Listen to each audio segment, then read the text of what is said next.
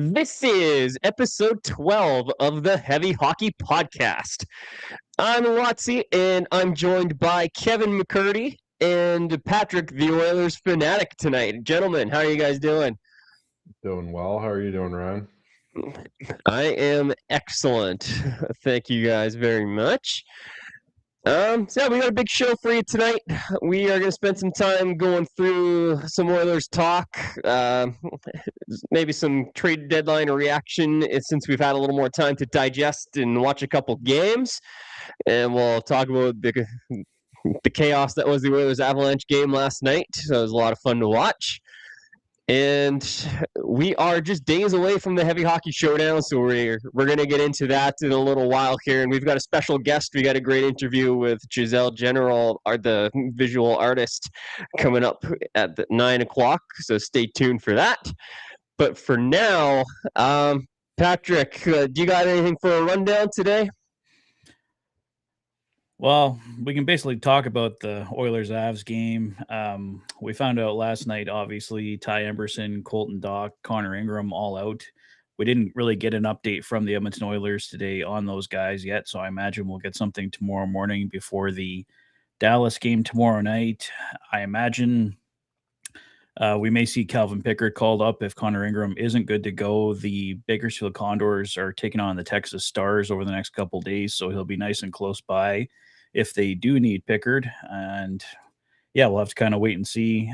Dach left pretty early in the game, Ty Emberson as well. So I imagine we'll get some kind of recall there unless Adam Henrique is good to go. And yeah, otherwise, we should just talk about that game. There's lots to cover in the Oilers-Avs game. That's not going to be covered in a quick rundown. 100%. Yeah, I'm not sure what Rico's situation is after blocking that shot. It's likely a bruise, if I had to take a guess. Yeah. Yeah, Pickard coming up. We'll see. I don't know. It looked like Ingram had a pretty bad gash on his forehead. That Knobloch said he was feeling fine after the game. So I don't know if there's a concussion issue. We'll find out tomorrow, I guess. I don't see a D recall happening. Again, I don't know how bad Emerson's injury is, but we got Stastny waiting in the wings here, so I think we'll be all right for a couple games if Emerson's gonna miss some time over the weekend or something. Yeah. And yeah, that kind of takes us into the post-game reaction from the Oilers Avs. So let's start with the controversy. Nathan MacKinnon goes plowing into Connor Ingram. The result is Ingram leaving the game with that nasty gash on his forehead. And Nurse bumped into him a little bit, but there was definitely a lot of contact from multiple directions in that scenario, in that human car crash. So, Kevin, I'll start with you. What were your thoughts on whether that should have been a major or not? So, full disclosure, I played men's league last night, and I had to I was going by the radio version of this altercation until I saw it this morning, but I haven't still now seen the entire game yet today because today has been completely mental from the moment I got up. On the replay, I think Nathan MacKinnon was going to hit Ingram no matter what. I think Nurse nudged him and made it worse than it was going to be. But I think that if you recklessly drive into the net that hard, with not much of a chance of missing the goaltender, that you are at the least taking a 2-minute GI, right? I think, to the refs, I said this on Low Tide Show this morning, but I really, really, really don't like calling penalties based on the injuries. I like calling penalties based on the actions. So if the action is a 5-minute penalty, it's a 5-minute penalty. It shouldn't be 5 minutes because Ingram got, concussed and is bleeding from the forehead. It should be 5 minutes because it's 5 minutes. And I have a huge issue with that. But just to let lead it off to you, I don't have an issue with the refs calling it like that, but I would also expect to see them continue that trend for the remainder of the season. Otherwise, this looks on its face a little bit draconian. Yeah, I think you nailed it there, Kev. There has to be consistency with this kind of call. If we see anything remotely close to it again, they definitely got to call it the same way. I think McKinnon was going in there with way too much speed. And like you said, no matter what happened with Nurse, he was going to hit Ingram regardless. So, I mean, I don't think it was malicious. It was an accident. But in life, you still got to pay for accidents, whether you intended to do it or not. And he nailed Connor Ingram pretty good. It shouldn't be based on whether Ingram's injured or not, but I think it was a reckless play, as some stranger points out in the chat there. So I was fine with the way they called it, but you absolutely have to continue to call it that way here going forward. Yeah, I mean the NHL being consistent on calls in and around the crease. Exactly. We're asking for a little much there. Um, I honestly didn't.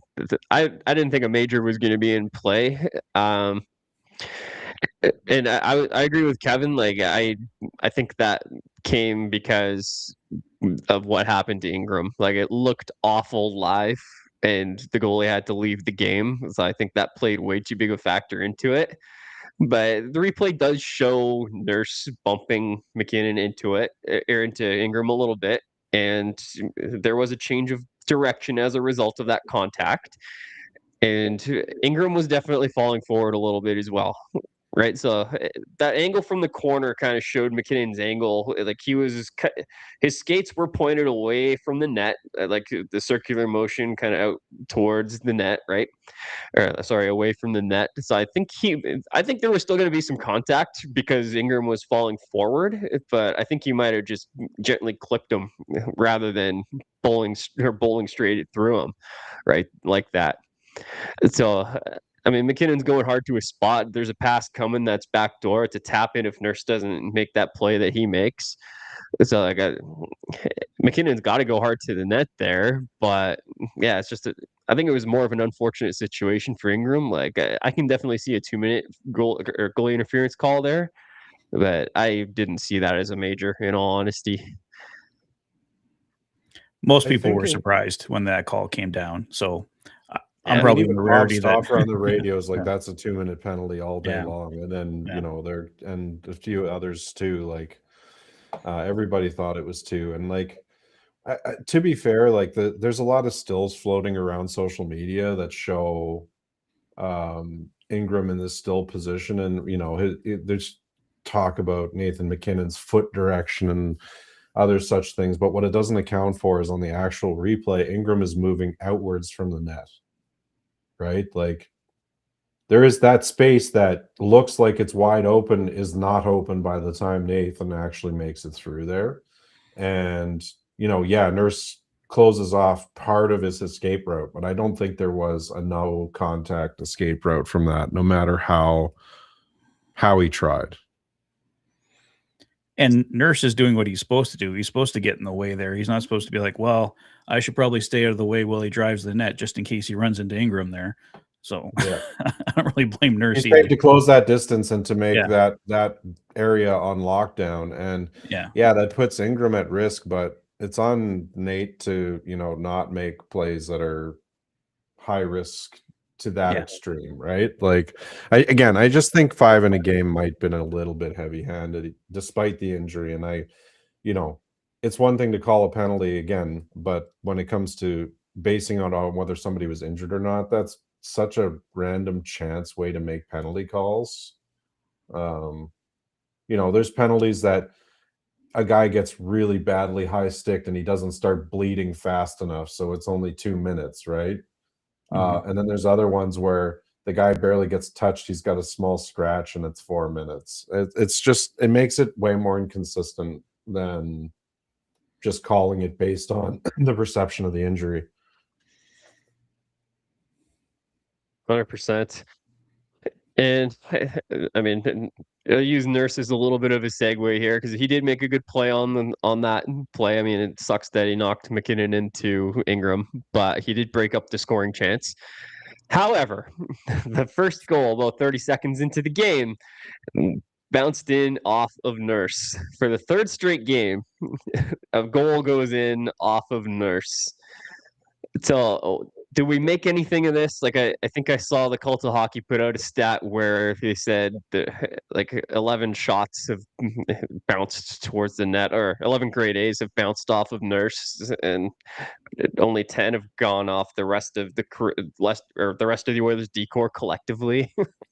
I Right? mean, So, I would love for him to like point his toes in a slightly different direction, or like just not do exactly what he thinks he should be doing, but something slightly different than he thinks he should be doing, because it's uncanny. If he scored as often in the other net as he did in his own net, man, we would be loving this guy.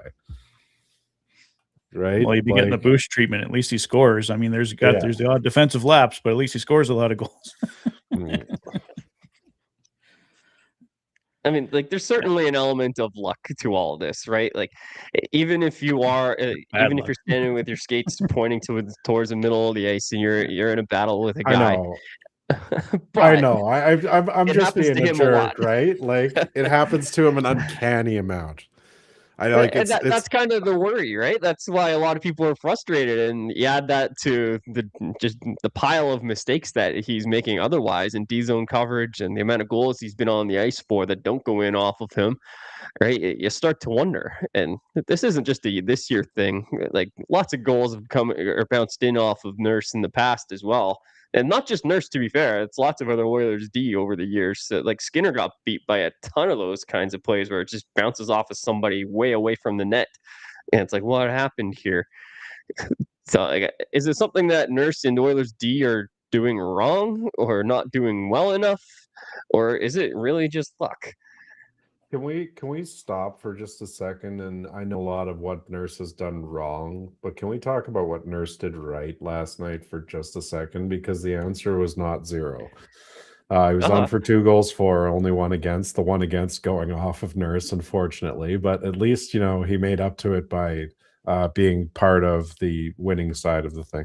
It's also 69% expected goals for last night, which is singing the praises, because the defensive core from a expected goals perspective was not in a good spot last night. So he was not part of the problem. He was definitely part of the solution. And I just want to make sure that we're bringing a little bit of balance and we're not just ragging on Nurse 100% of the time. That said, if he could get the frig out of the way of the puck, that would be great. Like, or make sure he blocks it. Like, I don't care what you have to do. If you got to do the stork, or you got to point yourself, like, come up with a different jam, but the puck needs to stop going off him into the net. Yeah, if you're going to get in the way, get in the way. Hey, Ace, how many goals? I don't even think it's him trying to block shots and failing. It's just like he's always otherwise involved or otherwise engaged when this happens, right? Like, he's fighting somebody in front, trying to tie a guy up, and it just goes in off a shin pad. Or last night, it just goes in off his stick. He wasn't anywhere near the net. Like, I don't think he was trying to block that shot, but it happened to go off of him. Here's a question for you guys. How many right defensemen this year have had goals go in off of them? I think the answer, like maybe Emberson 1 comes to mind, and maybe Troy Stetcher while he was still here. But like, why does nothing ever go off of Bouchard and into the net? Maybe it's because he's better defensively than people give him credit for. Is that a hot take? No, the bloody guy deserves to be in the Norris nomination this year, and I'm going to die on this hill. I'm actually with you on that. I'm glad I'm not alone. But no, it's for serious. Is it the left-hand shot defensemen are less lethal? Like, it seems to me that, like, and maybe it's just because I do watch too much Evan Bouchard, but it seems like all the superstar defensemen are scoring on the right-hand side of the ice. Like, that's some of Quinn Hughes' territory. That is most definitely Cale Makar and Evan Bouchard's territory. Like, why the power imbalance from left to right? Oh, we don't have to answer that. It's just something interesting and also kind of useless to ponder all at the same time. Yeah, no, I hadn't been observing that closely, but no, I'm thinking of it. Like, a Nurse just comes to mind so often. Like, I'm thinking of a couple from Skinner in previous seasons, but like, yeah, I don't feel like going through the tape of every single goal this year trying to find that information. But it's just interesting.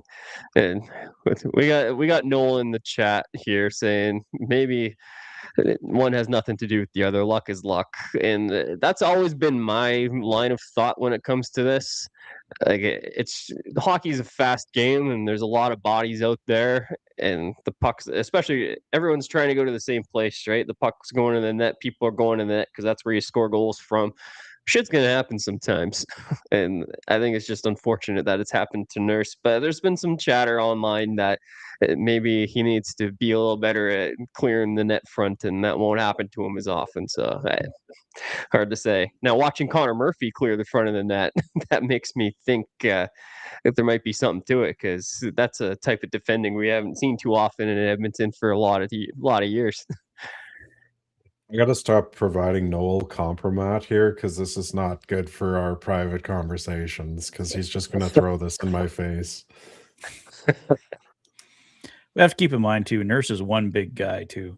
So I mean, That's the thing, man. Like, okay, Nurse used to be a certain way, and I don't know if it was the Chris Russell school of defense or what it was that broke him, but like flamingoing on the ice is not the way for him to be successful as a defenseman.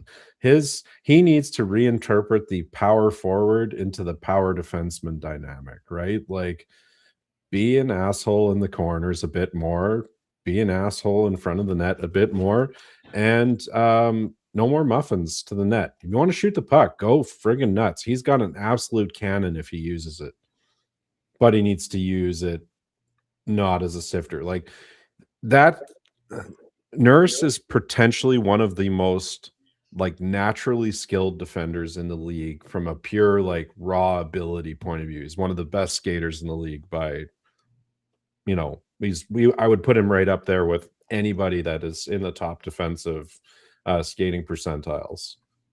No question. Extremely powerful skater.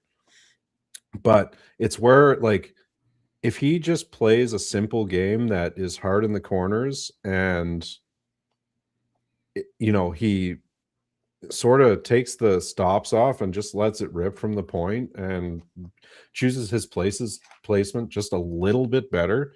Like, he has all of the tools to be a totally nasty defenseman and just a lack of, I don't know if it's confidence or if it's swagger right now or what it is, but he has the ability to take it to another level, and I just wish we would see some of that because we've seen it before. It's frustrating. Like we know he's got so much potential, and we've seen it out of him before. We just want him to reach that more often, right? Like I'm sick of talking about the contract. It is what it is, but I just want to see the dude reach his potential because I know that his potential really helps our team. When he's at his best, he's unbelievable. Let's get into some other aspects of that game last night, though. That was a big win for the Oilers. We passed Vegas to move into second place in the Pacific Division, and we took down the league's top team to do it.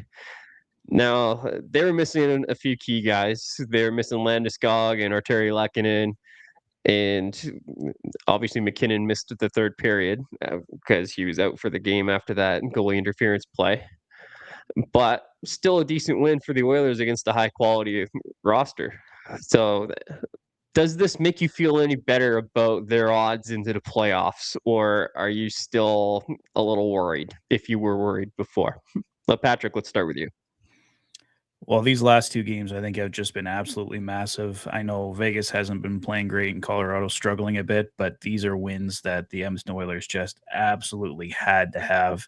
Like, we can lose here and there for the rest of the season, but it can't be any kind of streaks or anything like that. They need to put some wins together, and we're one win short now of our season record of 3 in a row, and it's against really good teams. We're not beating bottom of the barrel teams, so I was really impressed with the focus on defense the last couple of games, keeping a team like the Avalanche to 3 goals. I felt the Oilers dominated a lot of parts of that hockey game. And yeah, I think we're seeing a lot of different things going the Oilers' way here. And hopefully Connor Ingram is okay because he was looking great there. But if not, Calvin Pickard will be there to step up, I'm sure. But this has been 2 huge wins for this team that they absolutely had to have. And I know we were all a little nervous there at the trade deadline with how they played against the Carolina Hurricanes. So these have definitely been 2 statement games, I think. Kev, what about you? I think you're bang on with that, Patrick. I think it's, they're incredibly important wins to the, at least this season's future of the organization. I think the new guys are bringing something. It's really interesting to me, and somebody pointed this to me out on Twitter, but I'll share it here. Jason Dickinson was absolutely underwater last night on Corsi, like completely underwater, 3-4, 21 against. Like just ugly stuff. You know how many high danger chances against he allowed? 0. Not a single one. So when you talk about playing gnarly defensive hockey, like, yeah, the puck is coming at you all night, but not a single high danger chance against. So that guy is doing exactly what he's paid to. Szymanski, same story, not as much ice time, 8 minutes. 2 and 7, also no high danger chances against. Connor Murphy, 12 and 35. He had a few more. He and Jake Wallman are what's the Vogue term this week? Learning to trust each other, I guess. What was it for the Jari Learn thing? faster, please. Yeah, well. Connor Murphy's getting the full to Jake each other. Wallman experience, I think, is what Bruce Kerlock said, and that made me laugh. So we'll talk about it. Yeah, it was funny. I like that point about Dickinson because it kind of goes along with what I was saying about him in my analysis that I wrote after the trade deadline. Like looking at his expected goals numbers, his actual goal numbers, listening to what you said about his shot totals being lopsided in favor of the opposition. Like, we're relying on his actual defensive skills to have him be able to outscore opponents potentially, right? But I think it's a recipe to be outscored over time. We saw that in Chicago this season because he got a lot of usage against the elites and still got outscored 6-10, 6-10 in however many minutes. Like he was near the league leaders in actual time or percentage of time against elites. So like it's a large sample size with fairly low event, but he got outscored handily. Now, part of that, it's a bad Chicago team. Part of that is the quality of competition he had. But I worried about that with him coming here, especially if the idea was to ease the load on Connor and Leon and give Dickinson some of the heavier minutes against the elite guys. Well, okay, Dickinson's going to hold him at bay for most of the time, but eventually the dam's going to burst. Something's going to sneak through, right? Last night it didn't, which was good. But I think over time, if those numbers continues, he's going to end up getting outscored, and that's what scares me a little bit. But overall, the last couple of games, like I didn't read a ton into the Vegas game because they're not really playing super well either. It was a battle of 2 teams that were trying to find themselves and get back to their winning ways. But again, they stepped up when they needed to. It's a big win against a division opponent, and there wasn't a lot of room up there for either side. So that was a decent win, but that didn't do a lot to instill more confidence in me. This Avalanche game, it's a game that if they were going to beat the Avs, that's the way you'd expect them to do it. A 4-3 win, a little bit of chaos back and forth, high drama, entertaining hockey game, right? They're a bounce away from that being a 4-2 win and me being a lot happier. I'll acknowledge that, but I'm still not feeling totally convinced that I shouldn't be too worried about this team yet. Well, it is just 2 games, and that score should have been way more lopsided in the Oilers' favor. They had so many opportunities they did not score on. Credit to Mackenzie Blackwood. Dude stood on his head last night. That could have easily gotten out of hand as well. Then I might have been singing a different tune today. Yeah. But yeah, they still got to find a way to beat Blackwood, though, right? Yeah. Well, I think we're all like, he had a 5-minute power play Avs kill it and then tie the game. It's like, oh, don't tell me they're going to blow this hockey game. You know So the I'm just best glad way they did. to, the best way to have beaten Mackenzie Blackwood would have been to trade for him last year when he was available. I'm just gonna throw this out here, like opportunity missed. Like, I mean, fair, but yeah, it's here or there now.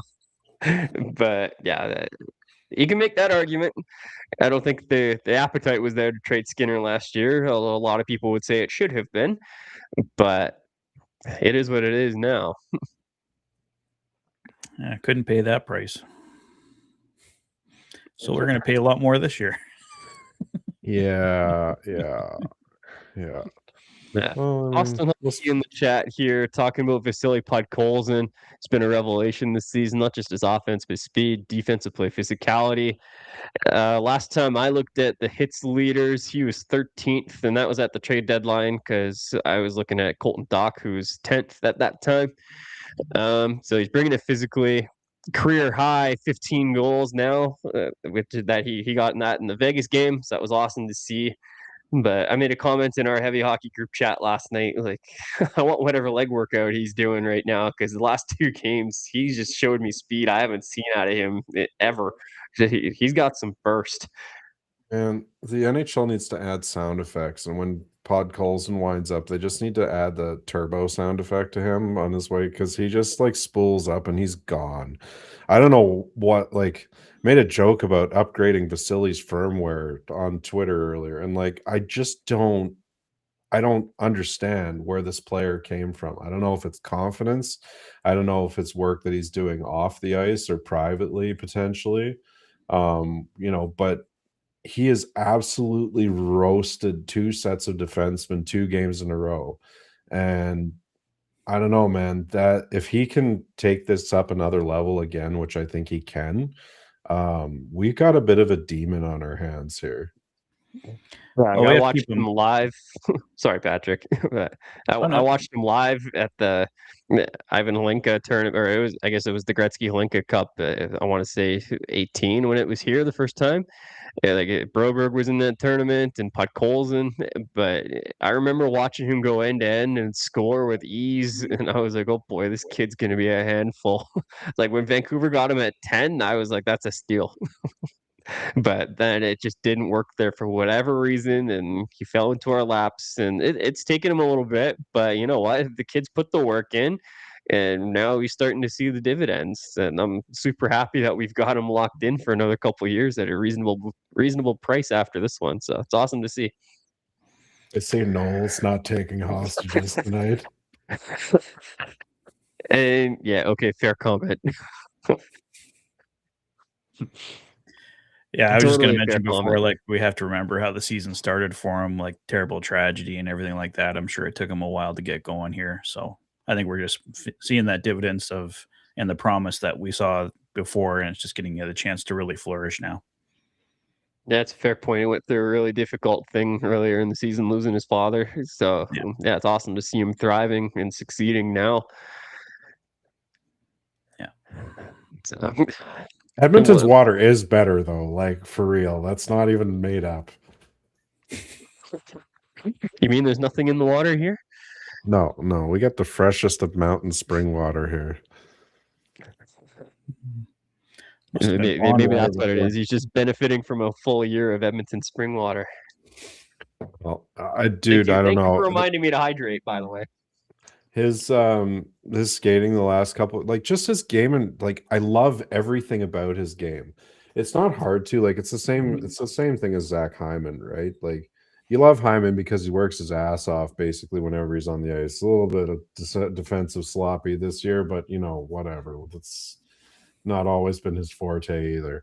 But like everything, every time you see that guy, he's on the ice before practice. He's on the ice after practice, right? Like. He works his bag off during practice.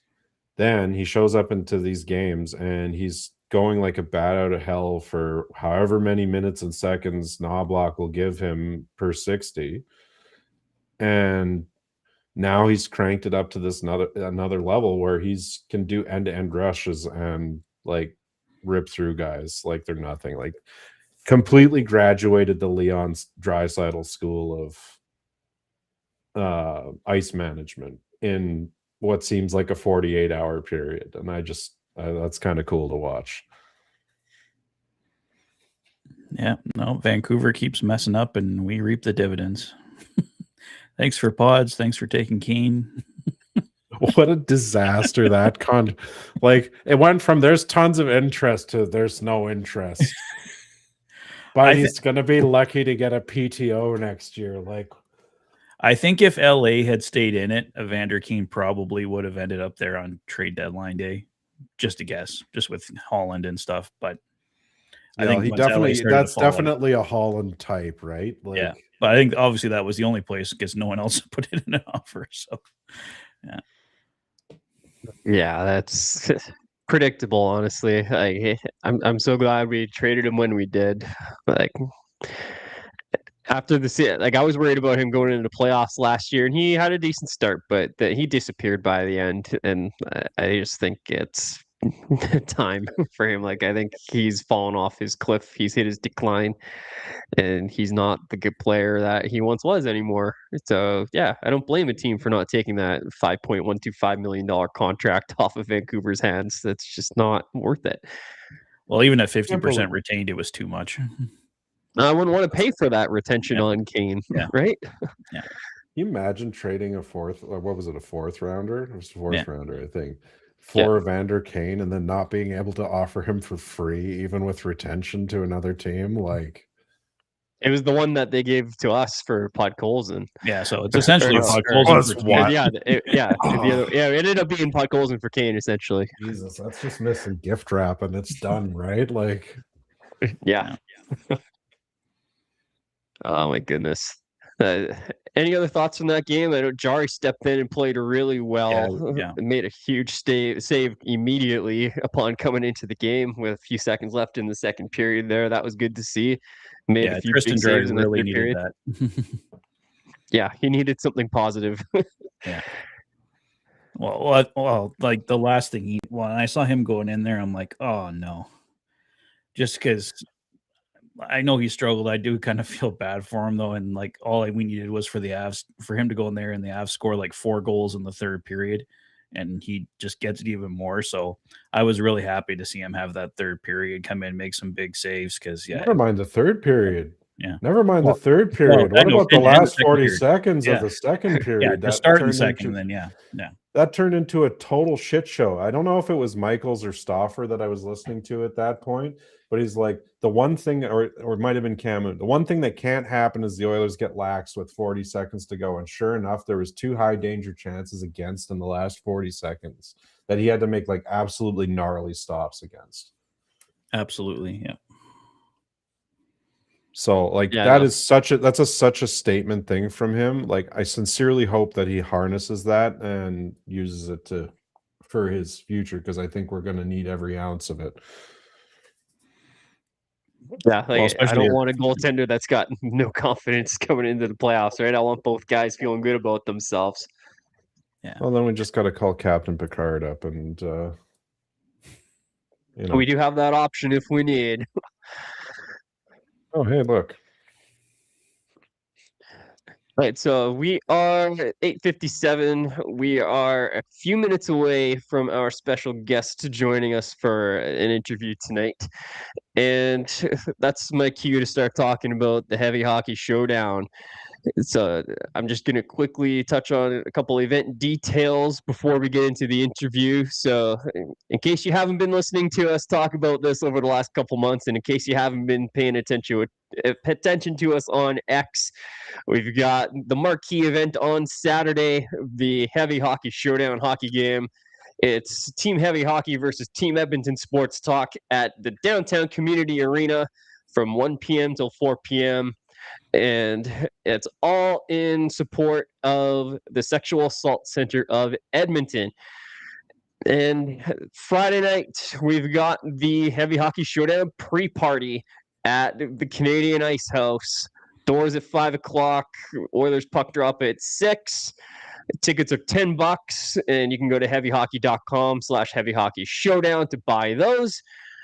But yeah, so we got the silent auction going on there, which is going to be incredible this year. And the guest that we're going to have on here in just a second has donated some of her art to the silent auction. So we'll chat with her about her donations and what they mean to her in just a second here. But lots of great items for bidding on that. And Edmonton Sports Talk's going to be doing their pre and post game shows live at the venue on Friday night. And honestly, it's just going to be an incredible time with a great group of people. And thank you for the hashtag there, Russ. That's awesome. We are for SACE. And that's why we're doing all this. It's for the Sexual Assault Center of Edmonton. And they offer some incredible services like free counseling and assistance for the survivors that want to go through the police and court process. And they do a ton of public education and outreach. So they're an incredible organization that needs our support. But now I'm going to bring in Giselle, and we're going to talk a little bit more about this. Hello? Hello, Giselle. Mic test? Everything working okay? Hi. Yeah, you're all good. How are you doing tonight? Fantastic. Good. How are you guys? I think we're all doing pretty good, eh, boys? Yeah, thrilled to have you. Amazing. Awesome. So again, I'm going to start with a big thank you for your donations to the Heavy Hockey Showdown silent auction. We truly appreciate it. But I'm going to let you talk about your art and why you felt it was so important for you to donate to this cause. Yeah, absolutely. So just want to take a moment again. Thank you so much for having me. Thank you to you and everyone else who's been working really hard to get this incredible event organized and collect donations to help support the Sexual Assault Center of Edmonton. For me personally, I'm a local artist aside from all the other things that I do here in Edmonton, and I really enjoy doing art. And I don't have unlimited wall space, so I need to pay it forward with my artwork. And what I have discovered maybe 10 years ago is that donating art pieces to silent auctions of different not-for-profits in Edmonton, it's just really, really rewarding. So I've been doing it for a while, and this is the latest opportunity to do that. And more so with this particular organization, the Sexual Assault Center of Edmonton means a lot to me because I was a former client of the organization back about 9 years ago. And so I would be one of those folks who can truly attest to how incredible their services are. So I'm sure it's quite obvious what led me to accessing SACE. We don't have to go through all that kind of detail. But I found out about their adult counseling opportunity. I registered and everything else. And around that time, just since this is talking about sports, I'll give you some stats of my experience over there. Within the course of 7 months, I got 20 appointments. And at the time, and I think until now, a typical therapy appointment, counseling appointment is about $200, right? So imagine for 7 months, $200 across 20 appointments, $4,000 for a mental health support. Like even for people with regular jobs, like that's a lot of money. And this is something I did not have to pay for when I was going through all those appointments at SACE. I also participated in some of their public education sessions. They encourage clients to attend those before you start your sessions, and it really, really transformed my life. It's really quite surprising, but also not surprising how the traumas we face also affects us negatively in other aspects of my life. And once I started to address that, it's also improved little things that are actually mean a lot, like with how I conduct myself at work and friendships and my romantic life and my family life. So that's what inspired me to donate this time my artwork to SACE. If I end up becoming a millionaire or a professional hockey player, I will pour in millions of dollars to SACE if I could. But it's a really worthwhile cause, and I'm really glad that they're doing this because their services are very, very needed. 100% they are. And I'm going to share a little bit of information from SACE's info report that they do, or their annual report that they do every year. just on the impact of counseling, right? So 71% of the children that received counseling through SACE reported reduced trauma symptoms, which is huge. That number goes up to 82% of adults that reported reduced trauma symptoms. But 100% of group counseling clients felt more in control of their emotions in their lives. So that just it's a couple of more stats for us here as we're talking about stats, but it just shows just how important counseling is in the recovery process for survivors. And what all of your donations to SACE do is it helps people get access to counseling faster. So more people are getting it sooner when SACE gets your support. So like we certainly appreciate any support that we get from donations to the silent auction like Giselle made, and from anyone out there that's seeing the QR code at the bottom of the screen to donate to SACE. That's going to take you to our Heavy Hockey Showdown Just Giving fundraising page, so you can donate to the cause there if you wish. But so tell us a little bit about the pieces that you donated, and I actually have pictures uploaded here that I can share with everybody if we want to talk about them here. Now, I of course don't have the titles and the images here, but I'll bring them up one at a time, and you can tell Sounds me a little good. bit about them. So this one here, yeah, take us through that one. Oh yes, that Okay, can one. you? So You can see it. Okay. yes, I'm able to see it. It's popped up on my screen. That's pretty cool actually. So yeah, this one, just to give a bit more context about my art style, okay, that might help a little bit. I Yeah. like doing artwork, and I'm cheap. So upcycled materials is definitely what I try to use. And I don't have a particular art style exactly. It's just I work with whichever materials is presented in front of me, and let the colors and the materials do the talking. So but if I really have to categorize myself, like abstract art, I suppose it's the broadest way to describe my artwork. So this one right here, it's a pretty tall piece actually, and also that's why I don't have room for it in my house. So it's better to uh, pay it forward, and it's used.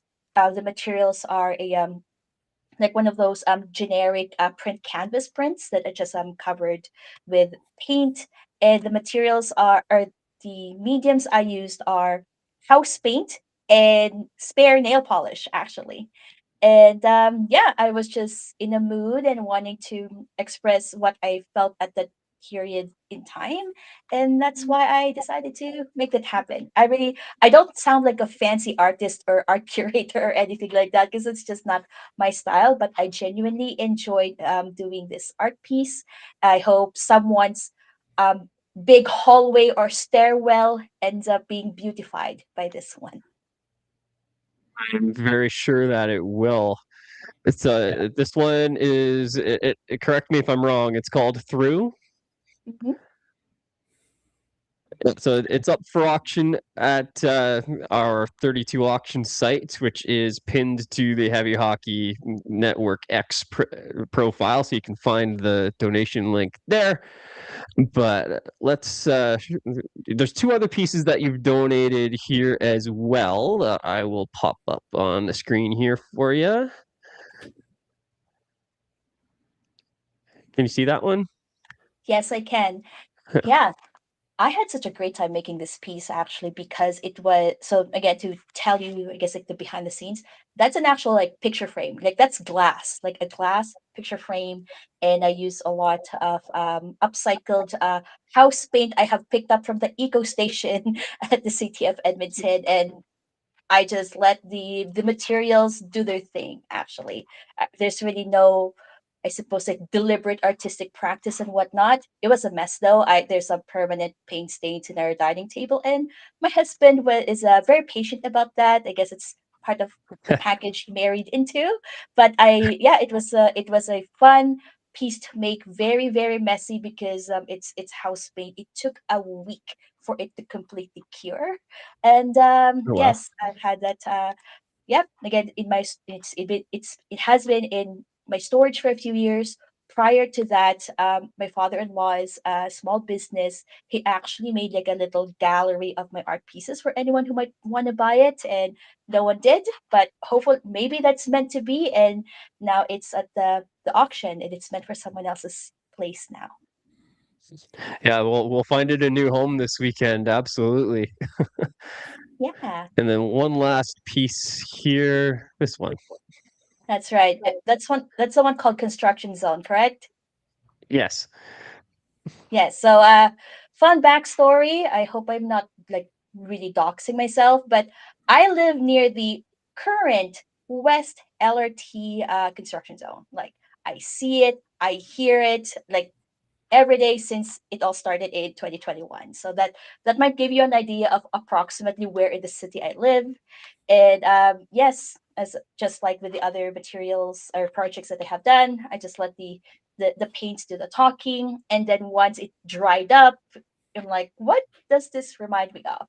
Like the things I see in the sidewalk and the roads every day, with the chaos of either the materials or the machinery and the seasons, and that how that affects the sidewalks and the roads. Yeah, I suppose that's one thing that artists do. They try to cope with whatever circumstances they're facing, and I am praying that the LRT construction ends on time and in budget, basically. Yeah. So some big prayers are going to have to get Yeah, answered. I think big. we all know how construction goes. Yes. or Big or killings, fast big peace.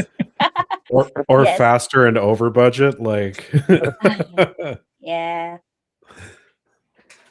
Yeah, well, that's cool. A lot of people can relate to the construction issue, especially here in Alberta. There's the two seasons, winter and construction season, right? And they're the Indeed. same season more often than they should be. Yeah, I was gonna say, Yeah. Mm. a lot of crossover. Yeah, and Tons to of be honest, crossover. I can't even get too mad at it because whenever I walk by and I see the construction of the LRT transit stations, the fact that there's activity there, it's all like covered by the tarp or plastic or whatever. It means progress. So I'm like, yay! It'll get done eventually, and yes, hopefully soon, so that everybody's lives can go back to normal. Indeed. Yeah. Well, that's awesome. So, where can people find you, Giselle, and where can people find your work? Yeah, absolutely. So I'm on the socials, including the popular ones like Instagram and yes, X. I'm still there, and even the unique ones like Mastodon and Blue Sky. I'm there. LinkedIn, so I can be very reachable. Easiest way to find me is to search my first name, last name, because I do involved in the community, so you don't have to remember like my hashtags and handles and that kind of stuff. And yeah, so if you want to collab on an art project, communications project, community activities, fundraisers, neighborhood events, and whatnot, I'm happy to support in whichever way I can because I love Edmonton. I love doing local things, especially the ones where you can see tangible impact towards our neighbors, so our fellow Edmontonians. So yeah, Giselle General, you can find me on the socials, and my website also has my online form. I don't have a live gallery of my works right now, but if you have a piece in mind, happy to do commissions or perform, be a panelist, all those things. Thanks. Awesome, and I've got the QR code to Giselle's website up by my head here, which is gisellegeneral.com. Easy enough to find. So, yeah, Giselle, thank you once again for coming on, and thank you so much for the donations again. We truly appreciate it and the difference you're making for SACE. Thank you so much and enjoy. Have a good night. Thanks, Giselle. Thank you. You as well. Thank you.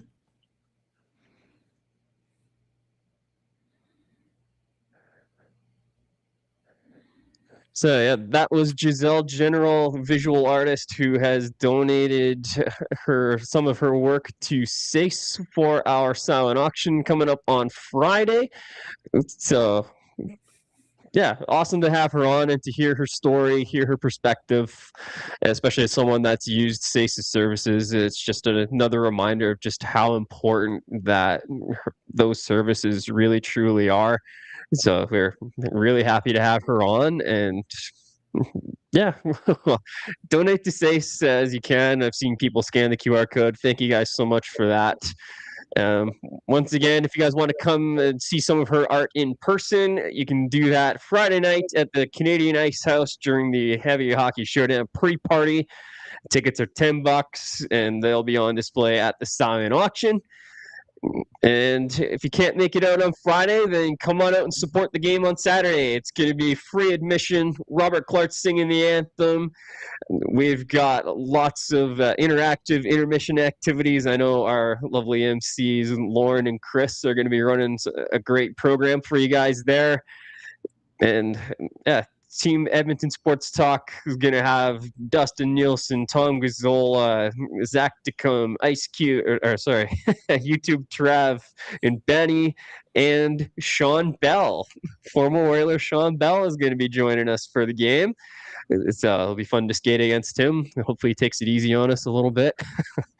And then Team Heavy Hockey, myself, Kevin McCurdy, Michael Hebert, Oilers Live, and Bob the goalie for sure. Well, I don't even know for sure. Hopefully his back holds up here. But we got a lot of incredible people playing in this game, and it's going to be a great time for a fantastic cause. So come on out Saturday, 1 p.m., downtown Community Arena if you're able. And so I'll let you guys give your thoughts on all that. Oh, before I do, I forget this every week. A massive thank you to our sponsors for the event: Turtle Island Technology Solutions, Sherwood Park Counseling Center, and Flirt Cupcakes. Without those sponsorships, we can't make the event what it is. So shout out to them and all the incredible work that they do. And maybe Dash is going to be playing. We don't 100%. He's a game time decision. He's a game time decision. Yeah, he might be out for warm-ups, and then he might have to come and coach from the bench or something. We'll see. Yeah, he's certainly going to be at the venue no matter what. It's just we're not sure if he's going to have skates on his feet or not. So if he's not playing, I'm putting him to work. Yeah, Patrick's going to be on the video at the venue. Yeah, Patrick's running the video crew, so there's going to be lots of great content coming out of the event. But boys, how are we feeling? We're 2-3 days away. As ready as I'm going to be. As ready as I'm going to be. I'm really deeply looking forward to getting curb stomped by an NHLer. That's going to be great. Yeah, Sean Belzy just made things look real easy last year. I don't think he was trying as hard as he could, and he was still skating circles around us. Well, as he should. As he should. Former NHLer. Yeah, in his sleep, he can sleep circles around us. No issue there. That. For me personally, I'm feeling about as ready as I can be as well. You can probably tell I got a little bit of a cold going on, and I've talked about it a little bit before, but I guess 8 weeks ago now, I set out to lose 12 pounds before this event, so I could be at 170-pound playing weight for this event, and I hit that weight yesterday, so that was a big one for me. So feeling good, or about as good as I can anyway. And yeah, I reached my fundraising goal. Well, I reached the event minimum fundraising goal finally. So thank you to everybody who donated to that, and to everybody who continues to donate to SACE as well. We know there are a couple players that are still needing to get where they need to go. So that donate to SACE QR code, you can see a list of all the players that are fundraising. Anybody that's below $500, let's boost those pages up a little bit in the next couple days here if we can. That'd be awesome. And with that, I think we can move back into some Oilers talk. Big weekend coming up. Yeah, thank you, Russ. I appreciate that. Appreciate that a lot. Big weekend coming up here for the Oil. We got game in Dallas to finish up this gauntlet of a stretch where they got Carolina, Colorado, Dallas. Then St. Louis on Friday night, which is the game we'll be watching during the pre-party. And then home to Nashville on Sunday. Leon Draisaitl bobblehead day. So, how do we feel about this early game?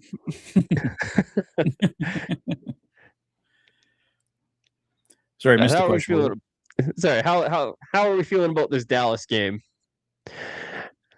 A lot better now, based on how Vegas and Colorado went. Obviously, we'll have to see what the injury situation is. Like we were talking about earlier, we got Doc Emberson and Ingram all up in the air, and it's a back-to-back, obviously, with Dallas and St. Louis. So we'll definitely need both goaltenders here over the next couple of days. But Dallas will be another amazing test here for the team if they can go 3 for 3. Vegas, Colorado, Dallas. I mean, that's going to go a long, long way in building the confidence in this team. They can get on a bit of a roll here, match their season high for wins, like I was saying earlier. And after that, I mean, St. Louis obviously isn't as big of a test, but if they can get those 3 wins together, maybe string another one in, have a chance to get win number 4 against St. Louis there, I think it's going to go a long way. Yeah, 100%. I'm seeing Dallas is 9-0-1 in their last 10. Yikes. 1-2 in a row. So that that overtime loss must have happened 3 games ago. But Dallas is flying. Yeah. Now, I saw there was an incident, Rupe Hintz and Nate McKinnon. I didn't see fully what happened, but I guess Hintz is hurt. I think that's the only real injury on the Stars, aside from Seguin, who we know is out for the year. So what you're saying, this is probably their best test out of the last 3. With It Vegas might be. Yeah. If they it can might get be Dallas such a done. statement, though. It'd Yeah. be such a statement. You basically spank all 3 of the teams that are most likely to be your direct competition coming through the playoffs. Like, Yeah. with the Wild being the, like, if they have to face the Wild at some point, I don't know. I probably should just call it. Like, that team terrifies me to play against as the Oilers. Like, it's every game is excruciating. Not so much in that it's boring. It's just that's a really, really hard team to play hockey against, and I don't think that I see Dallas quite the same way. I still think that there's weaknesses to exploit there. I personally think Dallas is the worst of those 3 teams in the Central, and I feel like we've beaten Dallas twice in a row when they haven't made any major additions to their roster. So I feel like we can take Dallas if we need to. Yeah, you're right, Kev. Minnesota scares the bejesus out of me. It's never been a great matchup for us historically, but they have loaded up. But there's a small part of me thinks they may have done too much at the deadline. That team that gets a glimmer of hope and then they go all in and make a bunch of moves, and then the chemistry changes and then they lose early. I can see it Potentially, but that team gives me high. Like, there's a few players in the league that give me hives every time they touch the puck. Like, I don't know, Adrian Kempe, for example. Jack Eichel can do it sometimes. If I was another team, Connor McDavid, like those kinds of guys. Nathan McKinnon, like, you sit up and pay attention. Minnesota's entire roster kind of does that as a combined unit. It's gnarly hockey to watch and to play against, and they've got a bunch of hurt in their team, and guys like Hartman who aren't afraid to take some liberties, and they got a crap load of skill, and I think that's one of the teams that I would be the most worried about going up against. But Dallas, I think it'll be a good test, but this is a team that we've beaten 2 years in a row now in the playoffs, and I think they'll treat this game with the same respect. Do we think that Gulletson being behind the bench changes anything? Like, I mean, Dallas absolutely killed us in November, right? So Depends. so did Depends on Colorado. depends on how well Knobloch can do his best Riker impression and just totally flip the table on the playbook, right? Like, I think it's that. That's kind of where it's at. If Gulletson is sneaky good coach, and this team is clearly missing his presence, and I wonder if he's able to exploit us as effectively as it would seem. We'll see, I guess, tomorrow how that turns out. Absolutely. So yeah, it's going to be the end of a little stretch, a little litmus test against the league's best for this new look Oilers team. So it's going to be an exciting game to watch. Nashville and St. Louis over the weekend.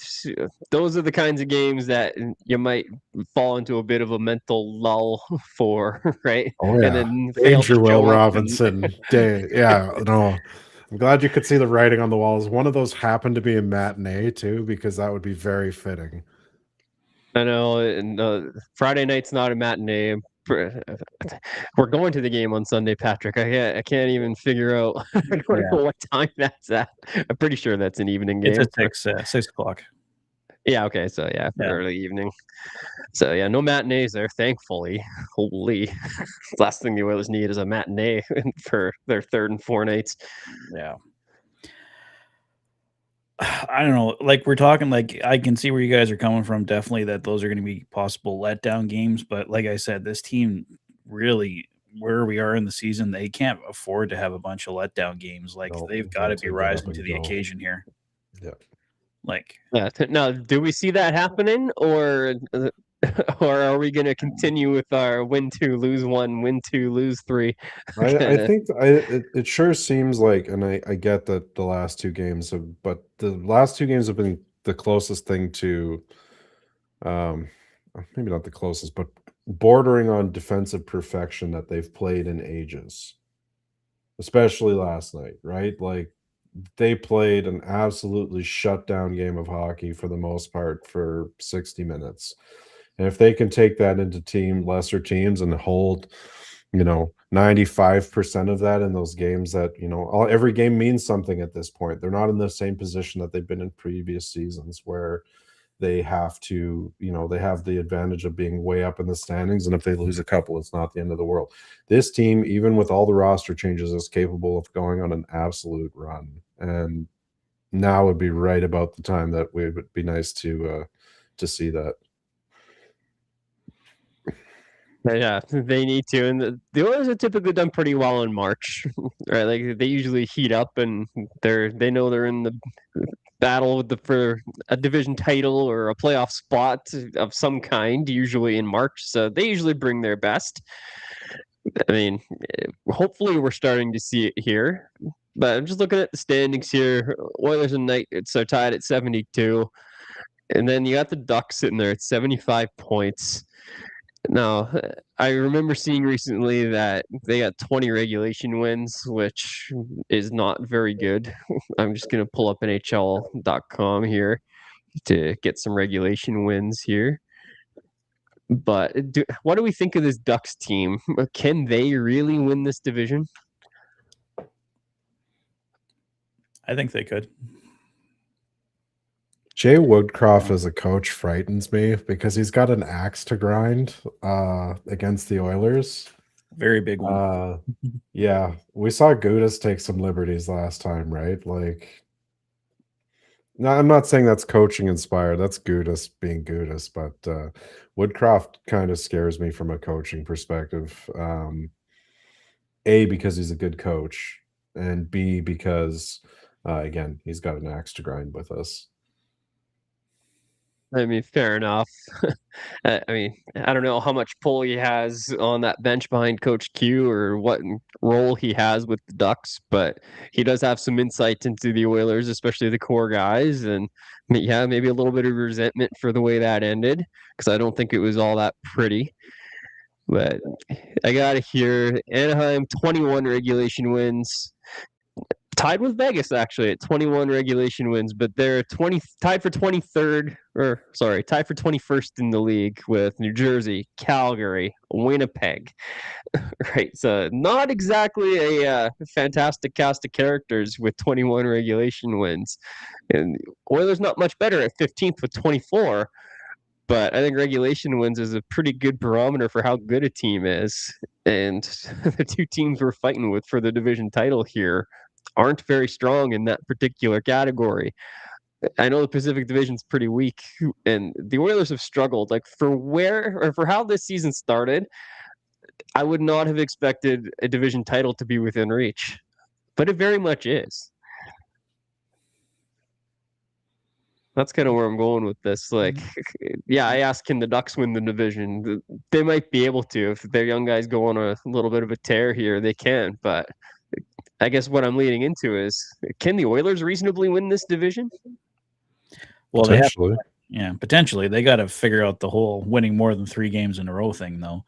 I mean, we've made jokes about it all along here, and they have an opportunity here. They're showing their signs of finding their game here over the last couple of games. They got to keep it going. If they can put a stretch together, absolutely, it's wide open. They can take first place, but they have to find a way to be something that they haven't been all year, and that's consistent. Yeah, they definitely have not been that, but I think they're in a weak division. They're just as good, if not maybe better than some of the teams they're playing against. They're fighting for the division title against, but it kind of feels like the only team that's going to beat them for that title is themselves. Right? I feel like we've said that about Oilers teams a lot. The only team that's going to beat them is themselves. And I mean, we're looking at a team that hasn't won a division since 1987 and has woefully underperformed in the McDavid era compared to expectations. We've been second in the division. We were second 5 years in a row, and I think we ended up third last year, right? But we've had better teams than this one that haven't won the division. So I did not think a division title was in the cards at all this season for this team because I thought they took a big, giant step backwards. But so did everybody else in the Pacific, or I guess everybody at the top of the Pacific anyway. I guess the emergence of teams like Anaheim and San Jose this year and Seattle playing a little better kind of brought everybody together in this division. So maybe that's a little bit of why we're seeing what we're seeing. But it's there for the Oilers to take, guys. It really is.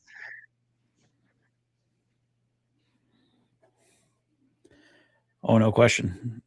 But it's up to them. Yeah, like you said, their biggest enemy right now is themselves. If they can find consistency, if they can be that team that we know that we've seen the last couple of years, definitely some new faces in there, but there's enough carryover on this roster that they can find a way to be almost as dominant as they were before, especially with the new additions as well.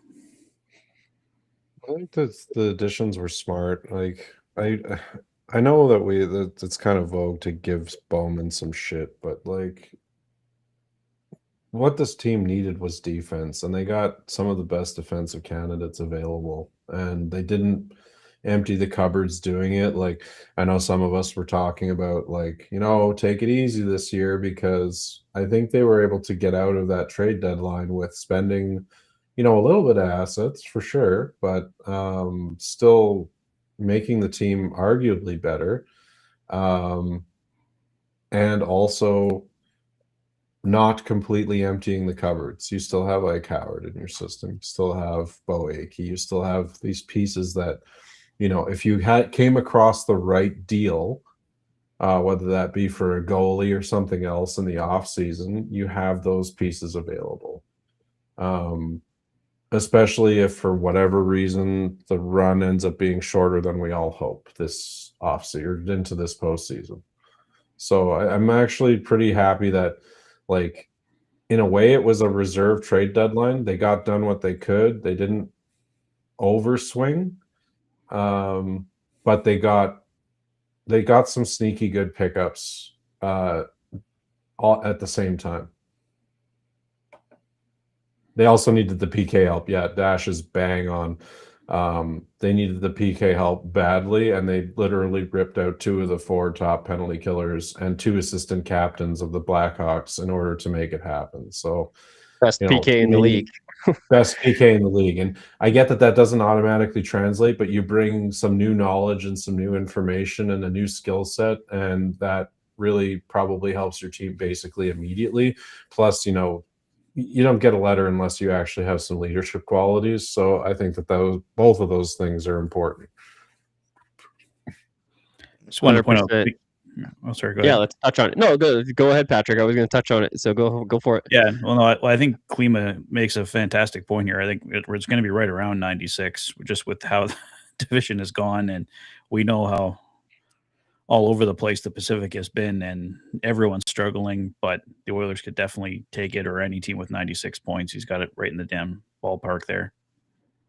So that would be 24 points. That's 12 wins, 12 in the next 17 games for the Oilers. That's a reasonable clip. Like the Oilers would actually have to hit the gas pedal a little bit to get to 96, I think. But it might take that to win the division. You never know. 70%. 70% win percentage. Wow. I mean, the Oilers can do it. We've seen them go 777s before, but we haven't seen it this year yet. And I need to see it. I need it in my veins. And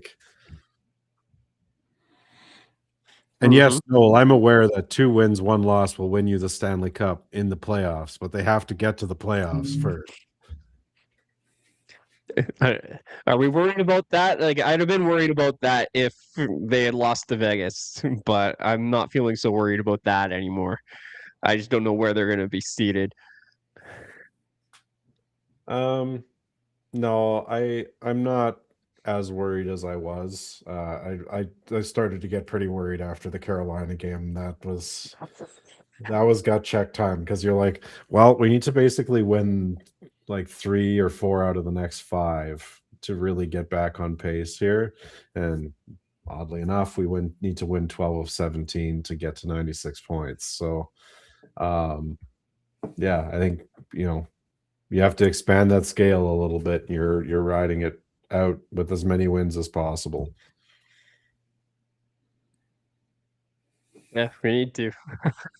Okay, if there's time for one streak, it's now. 2 wins, 1 loss will get you into the playoffs, but it will not get you 96 points. Valid. Get you just under that. 100%. But let's go back to what you were saying about deadline strategy here, Kevin. Let's touch on that a little bit more, because I think you were right. Like, there was a very specific strategy for Bowman. It seemed like which was to fill out the defensive side. He sees the team near the top of the league in goals for. I think they were 3rd at the deadline, and a team that was in the mid-20s for goals against. There was a very clear and defined problem, especially leading into the trade deadline and the Olympic break. Like, they bring Coffey behind the bench, they go out and get Connor Murphy, they go out and get Jason Dickinson.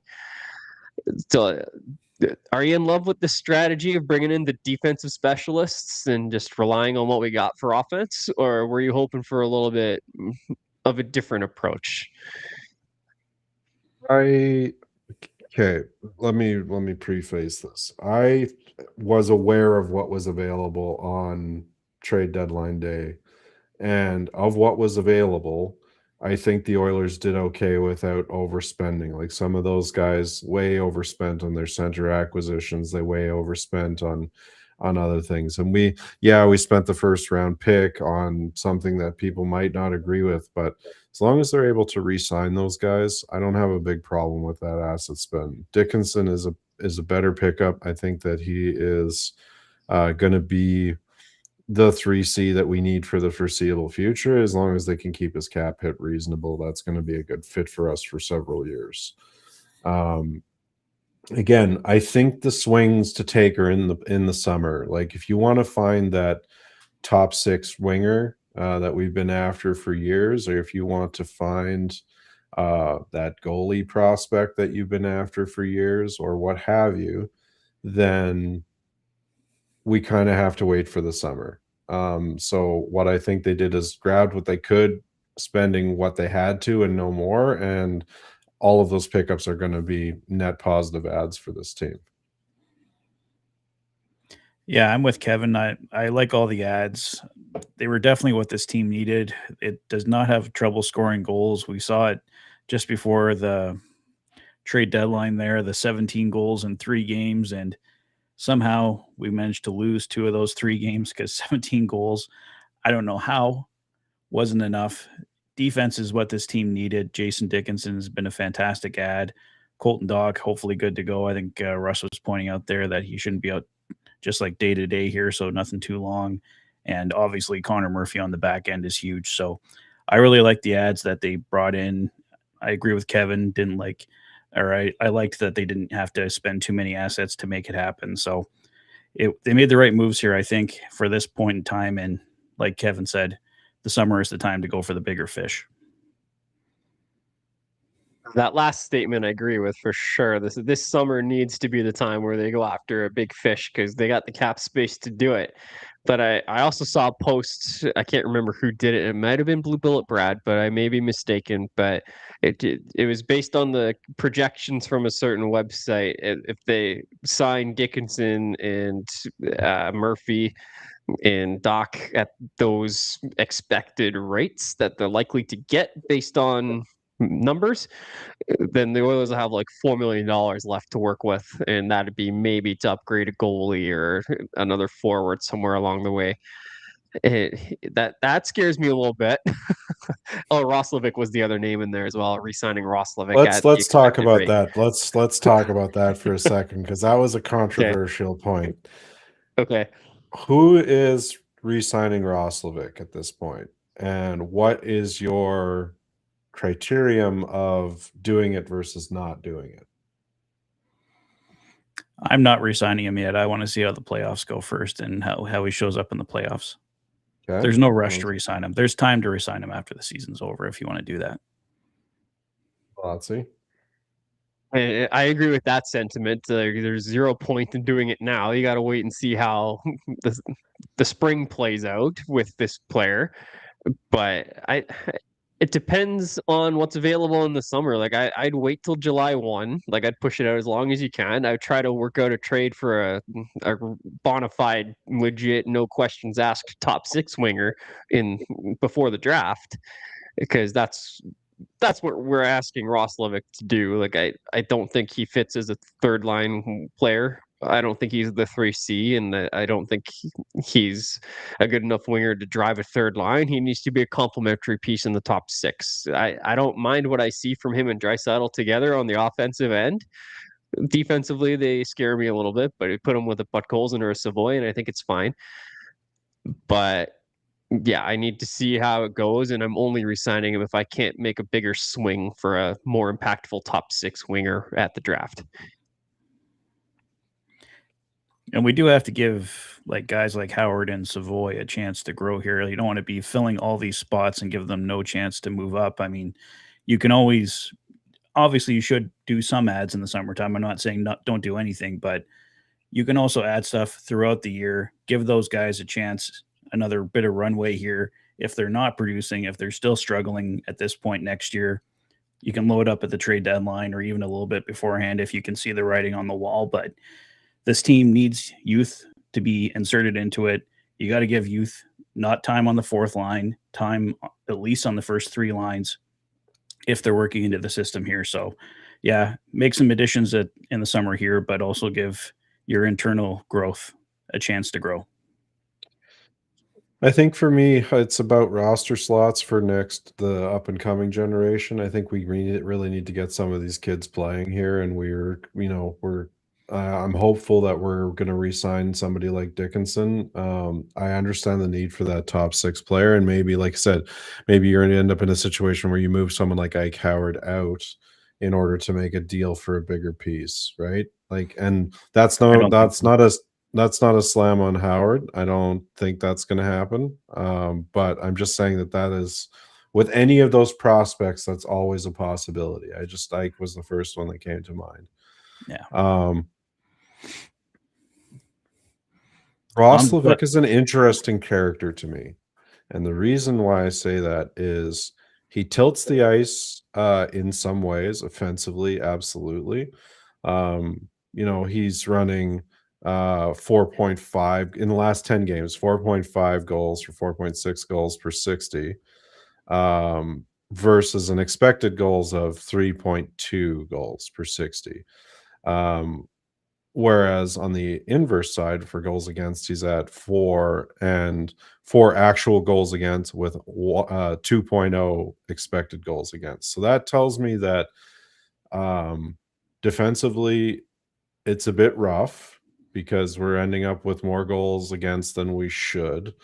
And he's outscoring his expected goals, which means it's either just pure skill, which some of that is. His dangles are pretty crazy, and he is a pretty smart player with finding interesting positions and unique spots to shoot from, and just making stuff happen. But it makes me worry about regression, and when that regression hits. I'm concerned about the defensive capability of this player into the playoffs, and that he is not hard enough on the puck. That's not really his style of forechecking for playoff hockey. And if he can prove me wrong, that would be absolutely amazing. Give him the deal. But I have concerns based on what I've seen from him in the past. That's totally fair. He has that reputation. Now, I'm pretty sure he's been to the conference finals a couple times with the Hurricanes, at least once. It's like he's gone deep in the playoffs before, but Wasn't he again, a scratch last year? Yeah, he got no. Hold on. Let's be fair here. He got healthy, scratched, and then he came and had the game of his career the next game. Okay, Like fair he enough. went absolutely mental after he got scratched the previous game. I think he had a hat trick or he had a boatload of points that game, and he was just all over everything. So the scratch had the desired effect, which was to motivate, and he became motivated. The question is, which version of Roslovic are you going to get? Hopefully, it's the motivated version, but hopes don't win Stanley Cups, as we know. So. yeah, it looks like he only played 2 games against Florida. I'm just not got his hockey reference game log up here. I'm only seeing 2 games against Florida, which is interesting. I didn't realize he was healthy scratched. So yeah, not overly productive in the playoffs, but he at least has some experience there. But like I can see a few different trains of thoughts. I'm actually going to be really curious to see what Bowman does this summer because like you got to make some room for your young guys. Like you got Ike Howard sitting there, and the left wing room is a little full. You got Nuge, you got Podkolzin, and they got Savoy playing left side right now because the right side is stacked, right? But yeah, on the right you've got obviously Hyman, who could move to the left if you need him to. And you got Rosie right now. You got Kapanen and Savoy there eventually. You got Freddie, who prefers the right side, could play left as well. There's names. It's pretty crowded, but I also see a lot of middling guys there. Like Nuge and Hyman are the only like true top sixers I see there. Podkolzin and Savoy, definition of middle six guys. They can bounce back and forth between second and third lines and not look out of place in either, but they're not screaming that they need to be top six just yet. They both have that potential, in my opinion, but not yet. Right?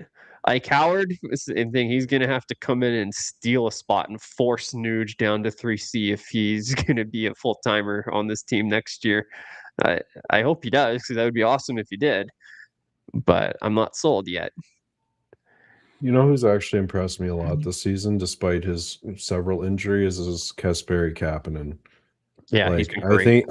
I think is if you can get a similar contract for him again next year, I think you do that 10 times over. And I don't think it's going to be that cheap because he's shown up this year and he's modeling out to be a little bit more money next season. I think he's a great fit for this team. I think he works his ass off most of the time in the same way that Podkolzin and Hyman do. The other thing is he's so defensively responsible. He, besides Dickinson, which is small sample, he leads the team in goals against per 60 in the last 10 games. 1.66. Worse on that list, Jake Wallman, of the players who aren't like hurt or out for the season, or small sample, Matthias Janmark, Colton Dach. Worst is Jake Wallman at 4.78. Like, goals don't go in the net when Kapanen's on the ice, basically at all. And that is a skill set that, is going to work well with Knobloch, first of all. And second of all, that defensive responsibility is contagious to the rest of the team. It's not there's a something few guys that Kapanen's ever had in his No, career. Right? He's exactly. had that reputation for being soft and not good on the defensive end, but look at him now. Right? No, He's this is a different all over player the this is a different player than you saw in, I think it was Toronto. This is a different player than you saw in St. Louis. Like, We are the last chance team, and he is in my view, better version of Klim Kostin. Yeah, he's not going to fight like Kostin did, but yeah, just a better hockey player all around. Sure, he's not going to fight like Kostin, but he'll sure pound the crap out of anything in his way with hits and play defensive responsible hockey game in and game out. And, even playing through significant injuries, right? Like his leg was pretty screwed up, and he's still, last game he looked really good. Yeah, waivers does change a guy. Mm-hmm. Well, I think this team is his perfect fit too. Like, guys, they just find their fit. Like, this is his fit. So if he were like to leave us in the summer for more money, and I mean, all the power to him if he can make more money, but I think it would be a mistake. I think this is in the same way that it was a mistake for Vinny Desharnais to leave, in the same way that it was a mistake for Klim Kostin to leave, right? Like, I get that chasing the bag to an extent, but even Connor Brown, right? Like, there are these players that for the Oilers are, men of the people, so to speak, and I think Kapanen is one of those guys. He lives for the atmosphere in Edmonton, and those are the guys we need to continue to find and hang on to, because they will do it a little bit cheaper in most cases, and they'll be successful doing it. Yeah, like the emotional aspect is definitely a part of it. Like it's hard to overlook, right? Kapanen's definitely got that. But then there's the other side where you look at Rico, right? He loves being here, loves the crowd in the playoffs, loves the vibe of the city, but it's just not happening for him anymore. A different situation with him. He's on the back nine of his career. But yeah, it matters, but it's not everything, is what I'm trying to say. That's definitely one way to put it. Yeah, I think he's on the 18th hole of his career, and I don't mean to be rude, but like, it's true. I like Rico is an easy guy to like as an individual, right? Like, he's super charismatic, super, decent dude from everything that we can see, but his boots are struggling and have been for a couple of years now.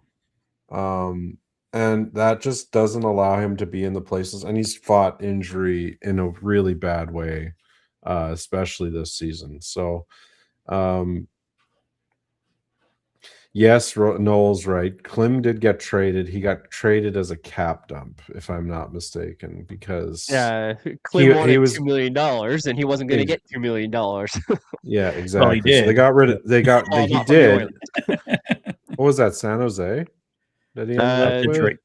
Detroit. It was Kostin and Yamamoto for future considerations. Yes, but then they waived Yamo. Yeah, and didn't Kostin end up in San Jose eventually, or am I full yes, of it? He did. Yeah, he did end up in San Jose eventually. Yeah. I just would love the team to stop going for this like super veteran archetype that is, as you say, on the back nine of their career. Like, find the Dickinsons, find the guys that are 30 that have that same window as McDavid and Draisaitl, and let's go. Like, why are we chasing the was? Yeah, that was one thing I didn't like about Holland, and one thing I've not liked about Cates' ownership in general is lack of patience. And when that happens, you usually see moves like what Holland made, which is you get the graybeards on board, you get the guys who have done it before but aren't necessarily going to do it again. Yeah, I like the way you put that, chasing the was, but we're not. We should be chasing the future. What's a guy going to do for you? Not what has a guy done, right? Yeah. Hey, Noel, who was it that you were talking about earlier said Holland was who said Holland was good? Like, get back to me in the chat. We'll come back to this. Yeah, I don't know. The Dickinson's what, 30? I think. Approximately therein. Yeah, so he's got that 6-7 years left on his career. We just got to be ready to support Connor and Leon then for the next couple of years, right? And more than the next couple of years. You want to be competitive this whole time. It's not about cup runs every single year. You also have to set yourself up for success too. I understand that Ray Whitney sang the praise about Holland, but man, you cannot tell me in good faith that Cody Ceci is worth 4 times $4.5 million, and that's a stellar move. Like, I get why. Like, there are things that I respect about Holland. Let me be clear about that. There are things that I respect about Holland. Holland is a person that will build a room for the vibes, and there is value to that, contrary to the belief of some in the NHL and those that commentate on it. There is a value to building a group that meshes, that are on the same page from an interpersonal perspective, and not adding too much drama to the room. And also doing right by their players, like what he did with Jason Demers, for example, to let him get his last gameplay that he needed. I think it was 700 to cross the threshold, right? And it just worked out. There are people aspects that Holland does better than most, but between some of the deals that he signed here and some of the deals he signed in LA, they're horrendous. And they will set LA back for a half decade. And I don't know how they recover from it without rebuilding. So I'm kind of in a mixed bag of Holland. I understand, the compliment from him from a league perspective, but his recent actions, man, I don't know what he was doing in the off season. Well, I just don't like going back to the Cody Ceci deal. Like, who else was offering him that contract? Like, who was he competing against, giving Cody Ceci that much money in term? Like, nobody else Have could a good agent. that. Yeah. If he did, he's got a great agent. I'll say that. Yeah, like, I mean, you overpay when you're in a bidding war, but like, who are they in a war with for that contract? Like, I'm pretty sure Holland signed the previous contract for CC2. It's like, yeah, okay, Yeah. you deserve a raise over that, I guess. Twist my rubber arm. But no, I don't get that either. That was silly to do that much. Like, I remember doing a lot of writing on CC's contract, and I thought it was kind of close to on par. Like, I didn't think it was a huge overpay for the Oilers when he was at 3.25. But man, it was a 4x4. It wasn't just a $4 million deal. It was a 4x4. Yeah. It's like, I would not do that for CC. I think he's 32 years old. Like, I would not Four pay and a him half. that for those Four- years. 4 4.5? times 4.5. It was 4.5. I'm pretty sure. Oh, sheesh. That's even worse. Well, and then you've Yeah, got not- what Edmondson. Anyhow, it doesn't matter. Like, Yeah. they're free to govern their team how they want. In some ways, there's things that Holland does well that I like around team dynamics, and there's things that, like, from a team and asset management perspective, drive me absolutely mental about the guy. So, like, for me, Holland is a real mixed bag. I hope he's successful in LA. I have my doubts that team is going anywhere anytime soon, especially as they lose Kopitar after this season and are in a what do we do next phase of their team. That's fair. Yeah, the LA's in an interesting spot. Like, it's going to be a new look there without Kopitar. It's a new era. Now, they just traded for Panarin, right? So that seemed short-sighted, in my opinion. Try to give Kopitar one more run here, but and I can't remember if they got an extension out of him. I don't think they did they? Yeah, 2 years. Oh, they did do the 2-year deal. Yeah. So yeah, like that seemed. I wouldn't have done that if I was LA.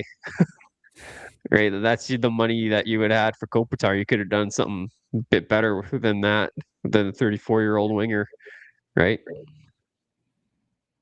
Yeah, I would tend to agree with that. And Panarin is not a guy personally I would want to take into the playoffs. That's just my 2 cents on it. I know that player is highly touted, but it doesn't do a lot for me a lot of the time. And usually everybody's got their favorites, right? I'm an apologist for certain players, and everybody's got their favorites. But Panarin is one player that doesn't really do a lot for me. I think I said in the chat, or our group chat, that I don't care where he goes, he ain't gonna win. Right? I stand by that because I don't think the LA is gonna win with him, not in the next 2 years or 3 years. No, they took a big step back. They did. Anyways, guys, we're at 95 minutes into the show here, so I think it's probably a good time to wrap it up. So we'll go around the horn, do our final thoughts, and let people know where they can find you, what you got coming up here. So Patrick, I'll start with you, and then we'll go to Kev, and I'll finish us off. Well, I just want to say thank you to everybody in the chat for joining us tonight. It was definitely an interesting conversation. Had a lot of great interactions there. So thank you everyone for joining us. Obviously, this coming weekend's the big weekend. Get your tickets for the pre-party at the Canadian Ice House. We got the big game, heavy hockey versus Edmonton Sports Talk on Saturday.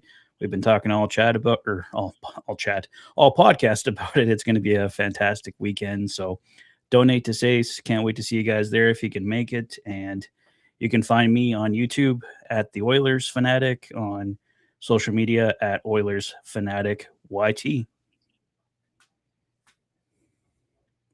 I don't have a lot to add, to be honest with you. The Heavy Hockey Showdown's my immediate focus for this weekend, and other than that, Low Tide next Wednesday at 1, and then the next podcast hopefully next Wednesday at 8 for Heavy Hockey. But other than that, just kind of getting everything ready for the Showdown, directing some traffic there, and trying not to look like the worst hockey player on the planet all at the same time. And yeah, thank you guys so much for tuning in. Yeah, excited for the weekend. It's going to be a tremendous event. Once again, quick rundown: Friday night pre-party, Canadian Ice House, tickets $10, and game day Saturday, Team Heavy Hockey versus Team EST, downtown Community Arena, 1 till 4 p.m. Free to attend. Lots of great times to be had at both events. And we are going to be selling some merch, including these wonderful pucks. We got SACE on one side, Heavy Hockey on the other. These are going to be going for $10, along with some other merch. I think Patrick's going to be selling some Oiler Fanatic hats for $20 there. So come get those. Come get some pucks. Can get some. Yeah, there's Patrick, our lovely model, modeling the hat. Excellent.